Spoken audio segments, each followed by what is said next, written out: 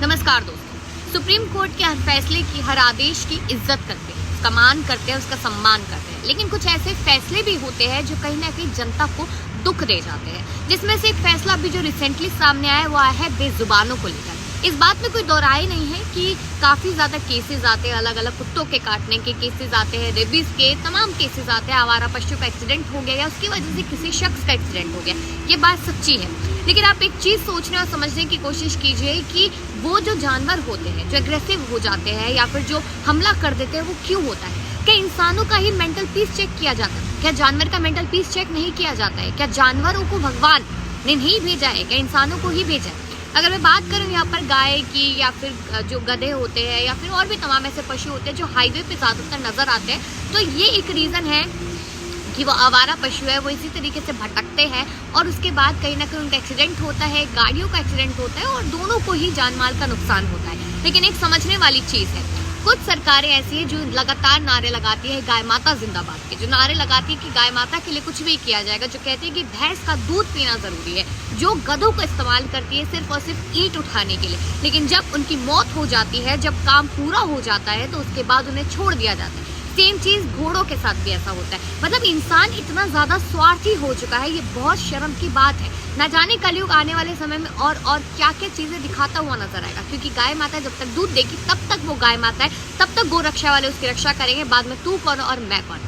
बात की जाए वापस से कुत्तों की, बेजुबान है, सारे जानवर बेजुबान होते हैं, सिर्फ हमारी बात समझ पाते हैं लेकिन कह कुछ नहीं पाते। आपने देखा होगा कितने सारे केसेस सामने आते हैं कि कुत्ते काट लेते हैं। क्या आपने समझने की कोशिश की उनको वो क्यों काटते हैं? एक तरफा वीडियो लगातार दिखाए जाते हैं कि कुत्ता बच्चे के पीछे पड़ गया है या फिर एक आदमी को काट रहा है या किसी महिला के पीछे भाग रहा है।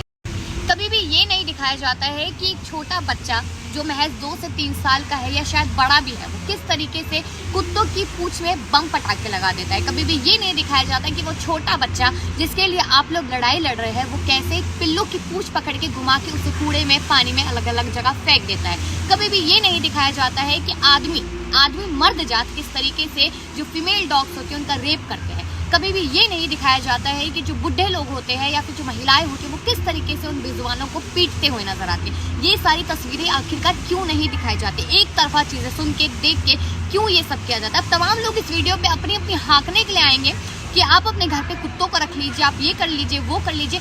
मेरे पास पैसा होगा तो मैं जरूर हर एक कुत्ते को खाना खिलाऊंगी, हर एक कुत्ते को अपने घर के आसपास रखूंगी, हर कुत्ते के लिए काम करूंगी। लेकिन पैसा कैसे होगा जब सरकार यहाँ पर पूरी तरीके से जनता को नोचने के लिए बैठी है, जब महंगाई की मार इतनी ज्यादा हो गई है कि 5 रुपए का बिस्किट खिलाना भी किस तरीके से कुत्ते को मुश्किल होता हुआ दिखाई दे रहा है। गाय को दूध पिलाना, जो हमें दूध देती है हम उसको दूध पिलाए, जिसका रेट बढ़ रहा है उसको पिलाना मुश्किल हो गया, खुद पीना मुश्किल हो गया। इतनी हद तक चीजें खराब होती हुई नजर आए। लेकिन सुप्रीम कोर्ट ने पहले फैसला लिया था कि जहां से कुत्ते को उठाया जाएगा, इंजेक्शन के बाद वहीं पर ही छोड़ा जाएगा। लेकिन अब फैसला बदल गया है।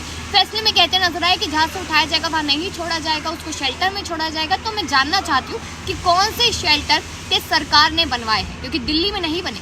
एमसीडी अनगिनत पैसा खा चुकी है कुत्तों के नाम पर और तमाम ऐसी सरकारें हैं जो अलग अलग जानवरों के नाम पर पैसा खा चुकी है। लेकिन सरकार चुप बैठी रहेगी क्योंकि उन्हें इस चीज़ से कोई मतलब नहीं है। और आसपास की जो सोसाइटी है, जो खास करके RWA है, जिन्हें कोई कुछ नहीं समझता लेकिन अपने आप ही वो प्रेसिडेंट बन जाते हैं, वो ये चीज़ को उसका फ़ायदा उठाएंगे।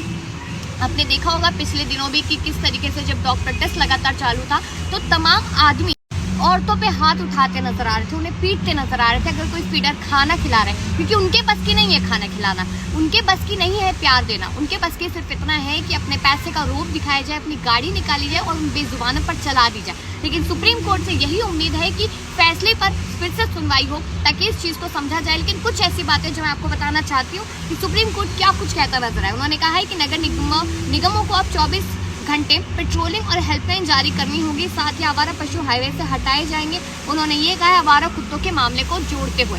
साथ ही उन्होंने ये चीज़ कही, मैं आपको एक और चीज़ बता दूं कि अपने एरिया की बात, मेरे घर के सामने एक बहुत प्यारा सा डॉगी रहता था, वो अचानक से गायब हो जाता है। लोग ढूंढ रहे हैं, आसपास के लोग उसको बहुत प्यार करते थे लेकिन वो मिला नहीं, जिसके बाद वहाँ पे सिर्फ और सिर्फ मायूसी छाई।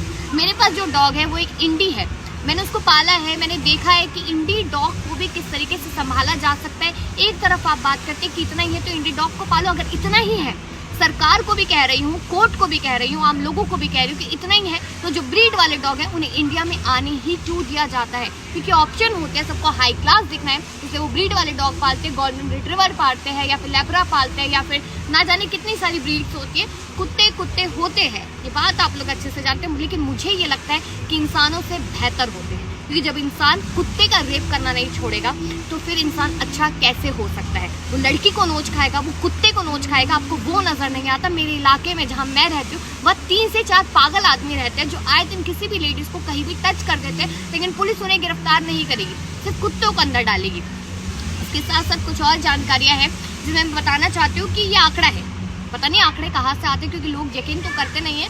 इसमें बताया गया है कि तमिलनाडु और गुजरात जो है वो टॉप पे है डॉग बाइट्स में। उसके बाद जो दूसरा आता है वो है कर्नाटका, दूसरा महाराष्ट्र है, तीसरा कर्नाटक है, चौथा बिहार है, बिहार पे चर्चा करूंगी अभी मैं। उसके बाद केरल है, फिर दिल्ली है। बिहार में मैं मौजूद हूँ, पिछले 1 हफ्ते से ज़्यादा का मुझे समय बीत चुका है। यहाँ पर ज़्यादातर बकरियाँ है, फिर गाय है, भैंस है और उसके बाद कुत्तों का आंकड़ा यहाँ पर बहुत कम है। अगर मैं किसी भी डॉग के पास जाती हूँ और उसको पुचकारती हूँ तो वो डर के भागता है। आप ये सोचिए कि इंसानों से उस बेजुबान को कितना डर लग चुका है। वो चाहे छोटा पिल्ला हो या फिर पूरा एक अच्छा खासा डॉग हो, उसको कितना डर है कि वो इंसानों के पास नहीं आ रहा है। इसके साथ साथ मैं आपको ये चीज़ भी बताना चाहती हूँ कि कोर्ट के 5 बड़े आदेश हैं जो बेहद ज़रूरी है, जो मानना ज़रूरी है, लेकिन मानना किस तरीके से है ये ज़्यादा ज़रूरी सोचने वाली बात है। क्योंकि यहाँ पर कोर्ट ने तो कह दिया, लेकिन आसपास के जो लोग हैं वो कुत्तों पर उसी तरीके से डंडा बरसाते नजर आएंगे, तेजाब फेंकते नजर आएंगे, गर्म पानी फेंकते नजर आएंगे, खाने में जहर मिलाते नजर आएंगे। ये इंसानियत का ख़त्म करने का पूरा लेवल है। 5 आदेश मैं आपको बता देती हूँ कि सभी नेशनल हाईवे पर आवारा पशु की मौजूदगी की सूचना देने के लिए हेल्पलाइन नंबर जारी करें, बिल्कुल करें।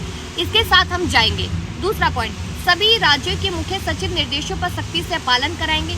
स्टेट रिपोर्ट और हलफनामा 3 हफ्ते में दायर किया जाएगा, इस पॉइंट के साथ भी है। तीसरा पॉइंट, राज्य सरकारी और यूटी 2 हफ्ते में ऐसे सरकारी और निजी स्कूल, कॉलेज, अस्पताल की पहचान करेगी जहां आवारा जानवर और कुत्ते घूमते हैं, उनकी एंट्री रोकने के लिए बाड़ लगाई जाएगी। अब आप एक चीज़ सोचिए कि आवारा कुत्ते वो किसी की परमिशन लेकर नहीं जाते, उन्हें एक छाव चाहिए होती है जहाँ पे वो आराम कर सके थोड़ी देर की। एक गाड़ी के नीचे वो सो जाते हैं, जहाँ उन्हें सुकून मिलता है वो वहाँ लेट जाते हैं। लेकिन लोग इतने अंधे हैं कि दिखता है कि कुत्ता है सामने, लेकिन कुत्ता है, गाय है, भैंस है, कोई भी है सामने, उसको अंधाधुंध ऐसे उड़ाते हुए जाते हैं। इन पर कोई कार्रवाई नहीं होगी क्योंकि इंसान ज़रूरी है। इस कलयुग में इंसान ज़रूरी है। जो इंसान को खाने में लगा हुआ है, आए दिन केस आते हैं कि इसने उसका मर्डर कर दिया है, उसने उसको मार दिया है।